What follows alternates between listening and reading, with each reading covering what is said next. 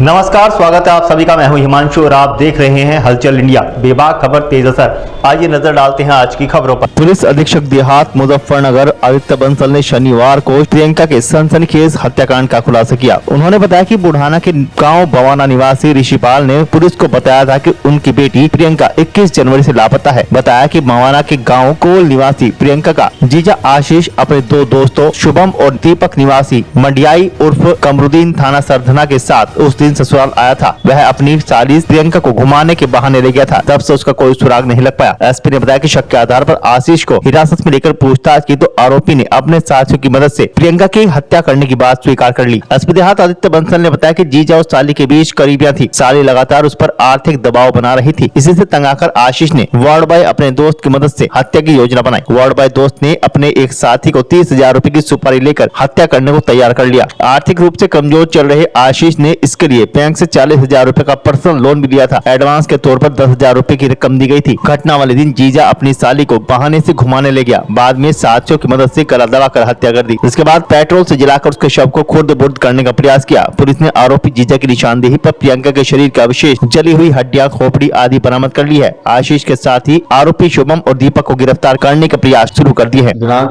23 जनवरी 2025 को ग्राम बवाना से थाना बुढ़ाना पर लगभग एक 21 वर्ष की लड़की की गुमशुदगी थाना बुढ़ाना पर दर्ज की गई थी। इस गुमशुदगी के संबंध में जब बहुत विस्तृत रूप से जांच की जा रही थी तो यह तथ्य प्रकाश में आया कि आखिरी बार 21 तारीख को 21 जनवरी 2025 को इस लड़की को उसके जीजा आशीष और उसके दो साथी शुभम और दीपक के साथ एक स्कूटी पर जाते हुए देखा गया था, जिसके बाद से उस लड़की को नहीं देखा गया था और घर वालों द्वारा यह आशंका जताई गई कि इन्हीं तीन द्वारा जो है कुछ जो गलत काम है वो इस लड़की के साथ किया गया है। इस सूचना पर तत्काल जो है कल थाना बुढ़ाना पर सुसंगत धाराओं में मुकदमा पंजीकृत किया गया। इसके बाद जो इसमें मेन अभियुक्त आशीष है इसको गिरफ्तार किया गया। गिरफ्तार करने के उपरांत जब इससे विस्तृत पूछताछ की गई तो इसमें यह तथ्य प्रकाश में आया कि आशीष जो रहने वाला थाना मवाना मेरठ का है, इसका अपनी साली के साथ पिछले 2 साल से अवैध संबंध थे।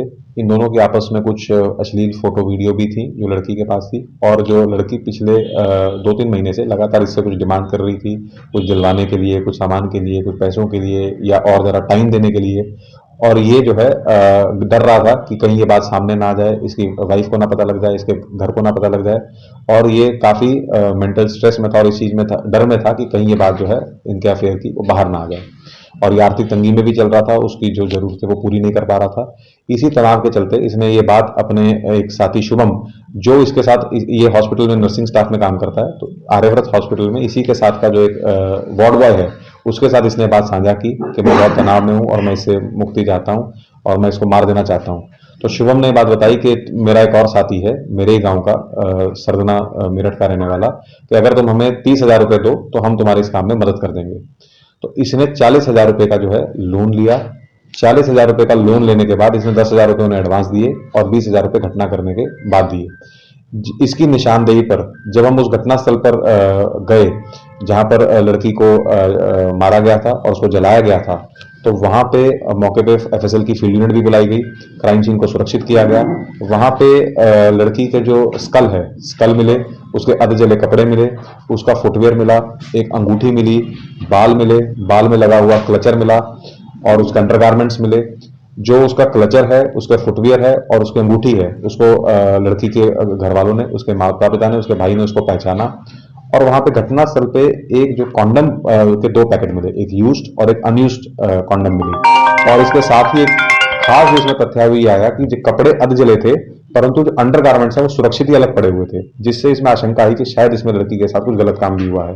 तो जब इसमें डिटेल में दोबारा पूछताछ जब मेन अभियुक्त आशीष से की गई तो उसने कबूला कि लड़की को मारने से पहले इन तीनों ने उस लड़की के साथ गैंगरेप भी किया था और गैंगरेप कर देने के बाद लड़की के ही चुन्नी से उसका गला दबाकर उसकी हत्या कर दी और हत्या कर देने के बाद फिर पेट्रोल से उसको जो लड़की को जला के एविडेंस डिस्ट्रॉय करने का प्रयास किया गया।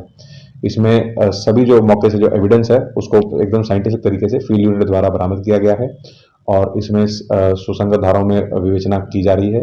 एक इसमें जो मेन अभियुक्त आशीष है वो गिरफ्तार है, इसको आज माननीय न्यायालय के समक्ष प्रस्तुत किया जा रहा है। शेष 2 जो वांछित अभियुक्त हैं उनके लिए पुलिस टीमें गठित कर दी गई हैं, उनको जल्द ही गिरफ्तार किया जाएगा और इसमें एकदम साइंटिफिक तरीके से एविडेंस कलेक्ट करके इसमें हमारा प्रयास कन्विक्शन का इस केस में रहेगा। आपसे विदा लेने का, कल फिर होंगे हाजिर कुछ नई और ताज़ा खबरों के साथ। तब तक के लिए दीजिए हमें इजाजत। नमस्कार। हमारे YouTube और Facebook चैनल को फॉलो और सब्सक्राइब करना ना भूलें।